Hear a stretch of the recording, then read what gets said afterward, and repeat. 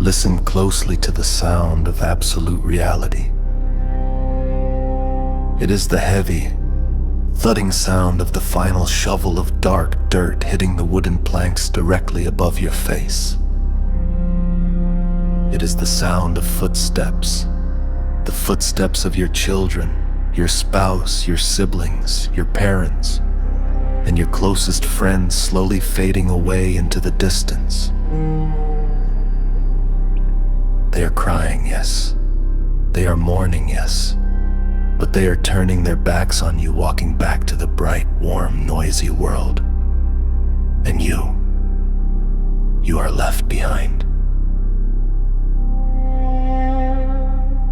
You are left entirely alone. In a space so impossibly narrow that your right ribs begin to bend and press tightly into your left ribs. You are left in a darkness so thick, so heavy, and so absolute that if you held your hand right in front of your open eyes, you could not see a single finger. This is the Barzakh. This is the great boundary between the temporary world you just left and the terrifying eternity you are about to face. This is the ultimate equalizer of mankind. Every king, every billionaire, every powerful leader, every servant, and every hidden rebel ends up right here, flat on their back, wrapped in nothing but 3 plain sheets of white cloth. Look at your arms. Look at your chest. Think about the body you spent 20, 30, 40, or 60 years grooming in the dunya. The body you dressed in the finest designer clothes. The body you fed with luxury meals. The body you took to the gym, protected from the biting cold and adorned carefully for the admiring eyes of people. In this dark, silent chamber, that very same body is about to undergo a terrifying transformation. Did you know that for some people, the earth itself rebels against their flesh? Did you know that the ground beneath you becomes violently alive with hunger?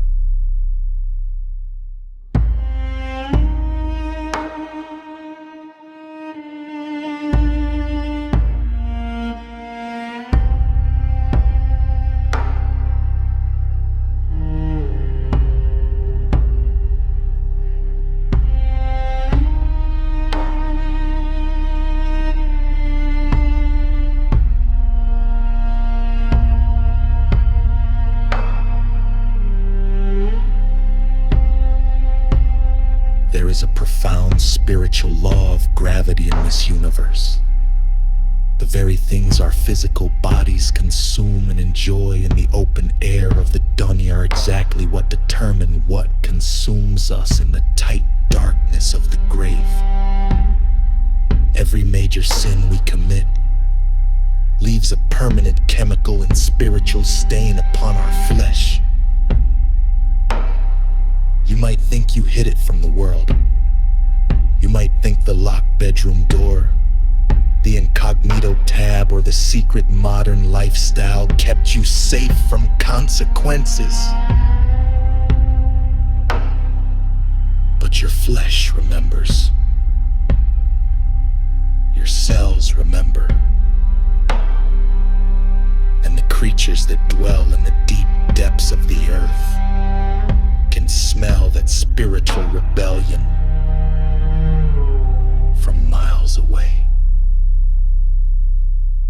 Let us stand face to face with the first massive pillar of ruin in our modern world. The widespread acceptance of alcohol, drugs, and intoxicants. Look around society today. It is completely everywhere. It is glamorized in the music we listen to, celebrated in the movies we watch, normalized at our social gatherings, and pushed endlessly through viral trends on our smartphones.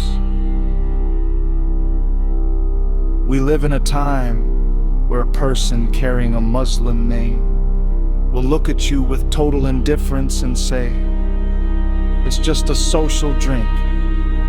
It's just a habit. Allah knows my heart is good."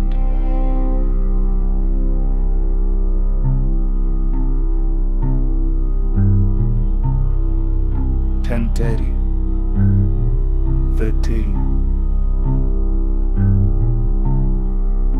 But let us cast away the delusions of modern culture and look at the heavy words of the one who was sent as a mercy to mankind.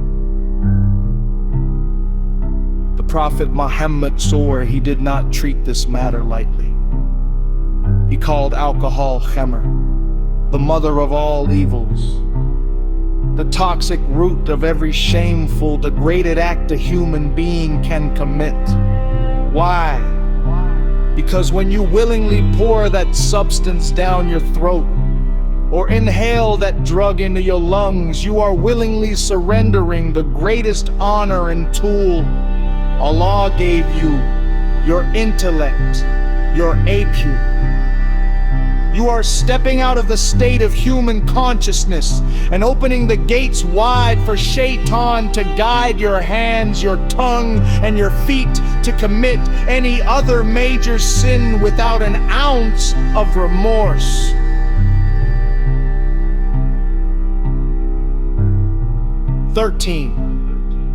Art 1530. The spiritual consequences are devastating to the human frame. The Prophet Soda stated with absolute clarity that for the one who drinks alcohol, their prayers are not accepted for 40 days. Pause and think about the horror of that reality. Imagine standing in front of your Creator, bowing your head and pressing your forehead to the ground in prostration. But the spiritual light of that prayer is completely blocked and rejected because your physical system is contaminated with the forbidden. You are praying, but you are empty. You are standing, but you are spiritually dead to the heavens.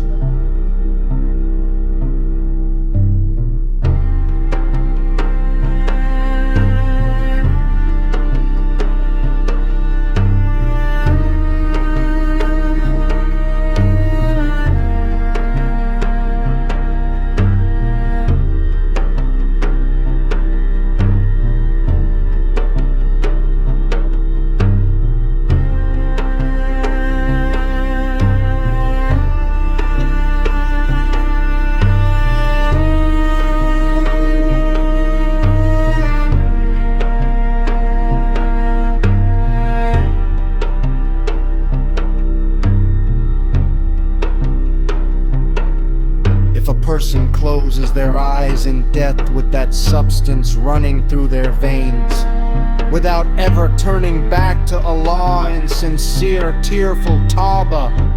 The grave reacts instantly.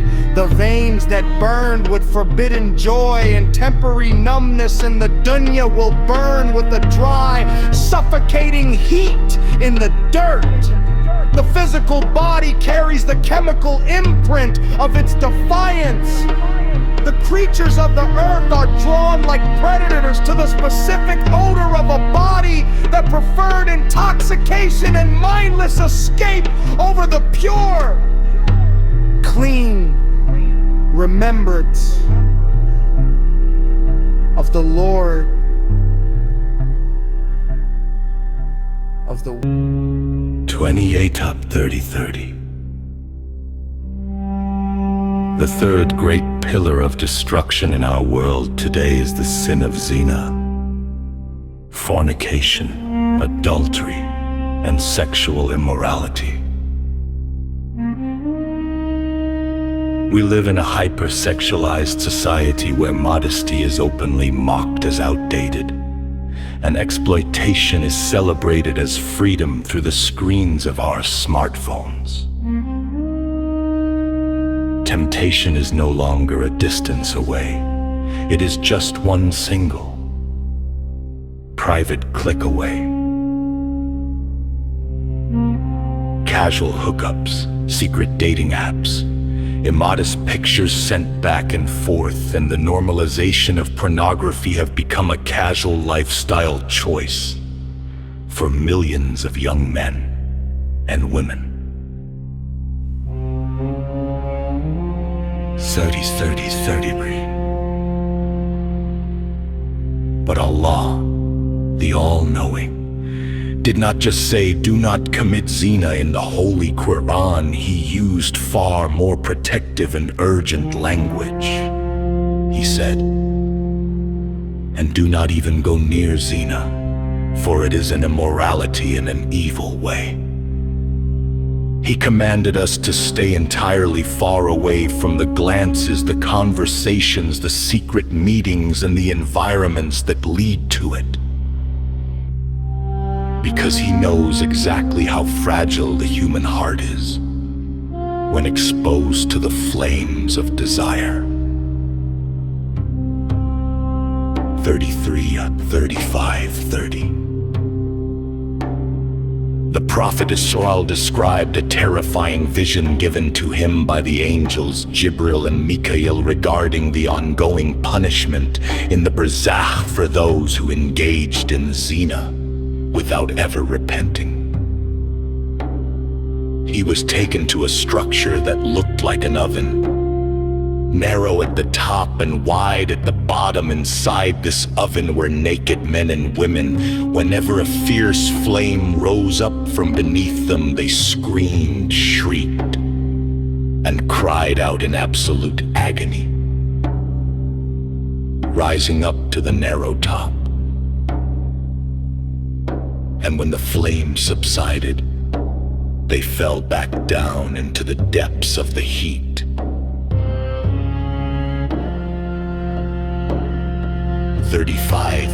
38.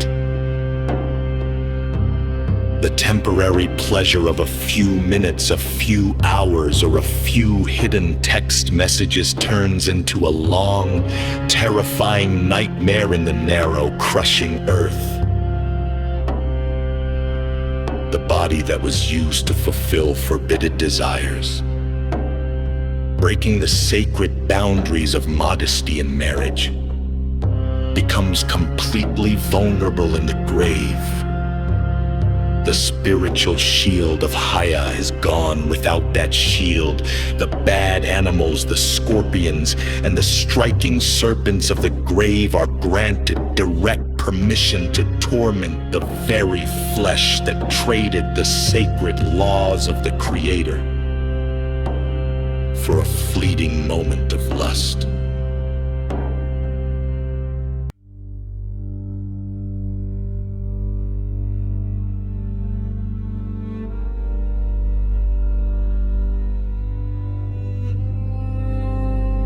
The second massive trap that has completely corrupted the earth today is the desperate obsession with haram wealth, fraud, and riba. We live in an era of unprecedented financial greed, where people have adopted a highly dangerous mindset.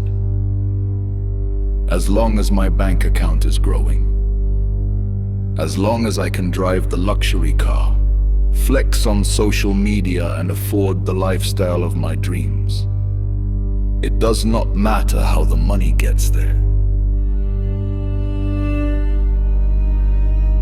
We see young Muslims engaging in online scams, crypto fraud, selling forbidden items, and diving headfirst into interest-based loans and credit lines without a single care for the divine boundaries. 23. The Prophet Muhammad Small gave a chilling warning more than one, 400 years ago, for this exact generation.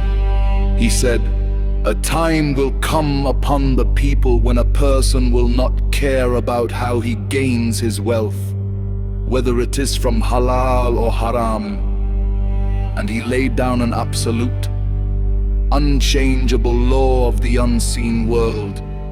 Every piece of flesh that grows from haram, the fire is more fitting for it.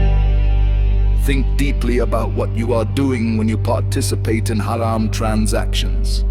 When you buy food using money that was stolen, lied for, scammed, or earned through interest, and you swallow that food, you are physically building the cells of your body out of fuel for the fire. 23. Luck. 25:30. Every morsel of haram wealth acts as an invisible fire inside the belly, in the tight confines of the narrow grave. That corrupted flesh has absolutely no protection, no shield, and no mercy. The earth knows exactly who fed themselves by exploiting the vulnerabilities of others. It knows who took the wealth of orphans, who lied to their clients, and who signed papers of riba with a smile of pride on their face. The spiritual weight of that money hardens around the body like iron weights. 25, 30, 28. The narrative of the Barzakh teaches us that the ground presses upon this individual until their bones physically crack and interlock. The hands that type the fraudulent numbers, the throat that swallowed the food bought with tainted money, become the very first targets for the pressure of the earth. The bad animals, the insects, and the worms assigned to the wrongdoers are permitted to feast upon the very flesh that was built on a foundation of open defiance against Allah's financial laws. What profit remains when the wealth of the world results in your body being consumed in the